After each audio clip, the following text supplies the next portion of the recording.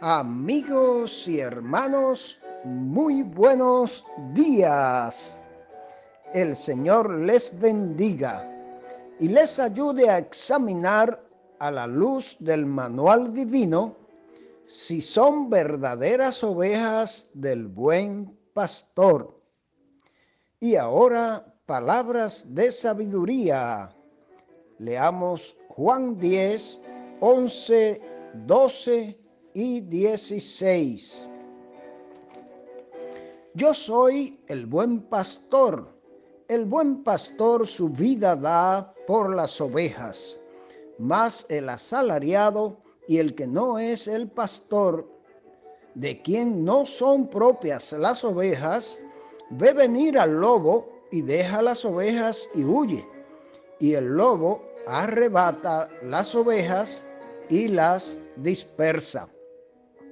También tengo otras ovejas que no son de este redil.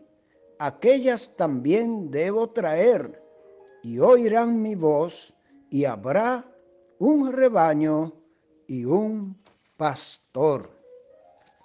Mis amados amigos y hermanos, nos sentimos altamente agradecidos del Señor y de ustedes por permitirnos compartir una vez más estos breves minutos de saludable alimento para el alma, rica nutrición para la mente y fresco refrigerio para el espíritu.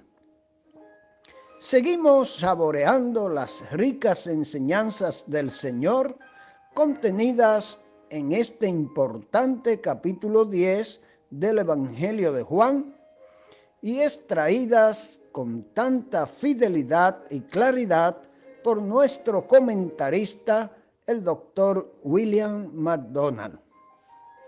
Ayer terminamos de presentar el tema Yo soy la puerta, basado en los versos del 1 al 10. Aquí Jesús, usando el símil parabólico de la puerta y el redil de las ovejas, hace contraste entre el ladrón, salteador y extraño con el amoroso pastor y verdadero dueño de las ovejas. El Señor se presenta como la única y verdadera puerta para entrar al rebaño de las ovejas, que aquí terrenalmente es su iglesia, formada por todos los nacidos de nuevo, judíos y gentiles, lavados por su sangre y sellados por el Espíritu Santo. ¿Es usted uno de ellos? En el día de hoy continuamos comentando los versos 11 al 21, donde el Señor se presenta como el genuino y buen pastor del pueblo judío y de las otras ovejas gentiles que habrían de venir al rebaño, entre los que estamos tú y yo, mi amado hermano o hermana. Y ahora preparemos nuestros corazones y oídos para escuchar los comentarios del doctor MacDonald, hoy con el tema Yo soy el buen pastor, Juan 10 del 11 al 21. Muchas veces el Señor Jesús usó la expresión yo soy, uno de los títulos de la deidad. Cada vez estaba alegando igualdad con Dios. Aquí se presenta a sí mismo como el buen pastor que entregaba su vida por las ovejas. Normalmente, las ovejas eran muertas por el pastor. Sin embargo, el Señor Jesús murió por el rebaño. Cuando la sangre de una víctima debe fluir, este pastor, por compasión, fue conducido para interponerse entre nosotros y el enemigo, y en nuestro lugar voluntariamente morir. En contraste con el Señor Jesús, quien se dio a sí mismo por el rebaño, en el versículo 12 leemos de un asalariado, alguien que fue pagado por sus servicios. Los fariseos eran los asalariados. Su interés en las personas era impulsado por el dinero que recibían a cambio. El asalariado no era el propietario de las ovejas. Cuando llegaba el peligro, salía corriendo y dejaba las ovejas a merced de los lobos. Hacemos lo que hacemos porque somos lo que somos. El asalariado era un asalariado. No amaba a las ovejas. Por consiguiente, estaba más interesado en su propio bienestar que en el de ellas. Hay asalariados hoy día en la iglesia, personas que escogen el ministerio como una ocupación cómoda y sin verdadero amor por las ovejas de Dios. En el versículo 14, el Señor habla de sí mismo como el buen pastor.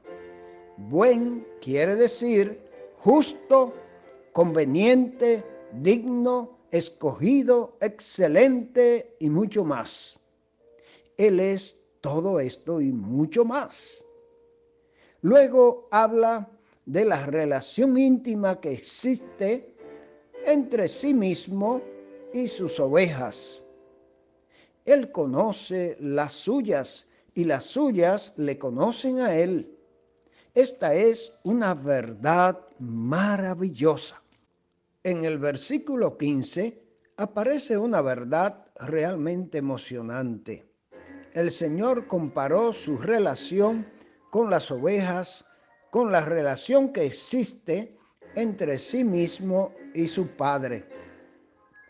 La misma unión, comunión, intimidad y conocimiento que hay entre el Padre y el Hijo existe entre el pastor y las ovejas.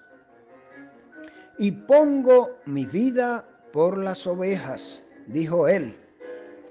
Nuevamente tenemos una de las muchas declaraciones del Señor Jesús en las que anticipaba su muerte en la cruz como sustituto de los pecadores.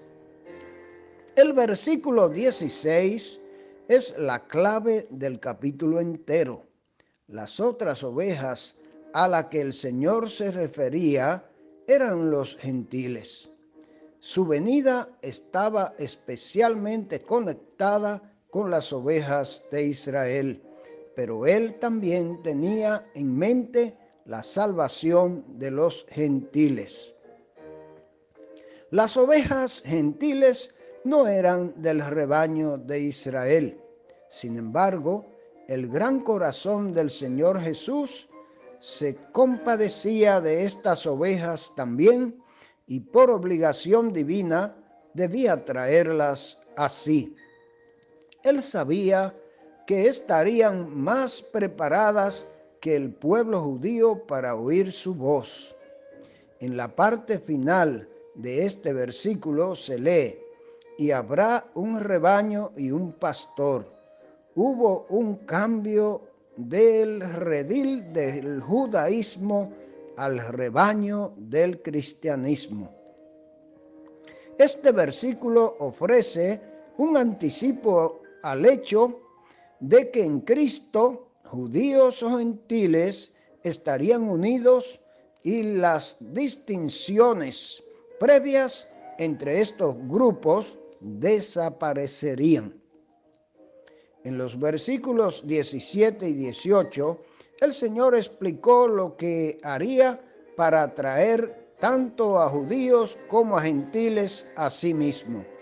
Moriría y resucitaría. Habló de entregar su vida y tomarla nuevamente por su propio poder. Solamente Él podía hacerlo porque es Dios. El Padre amaba al Señor Jesús por su disposición a morir y resucitar para que las ovejas perdidas pudieran ser salvas.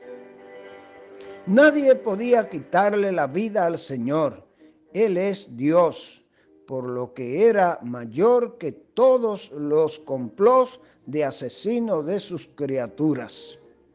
Tenía poder en sí mismo para entregar su vida y también tenía poder para volverla a tomar.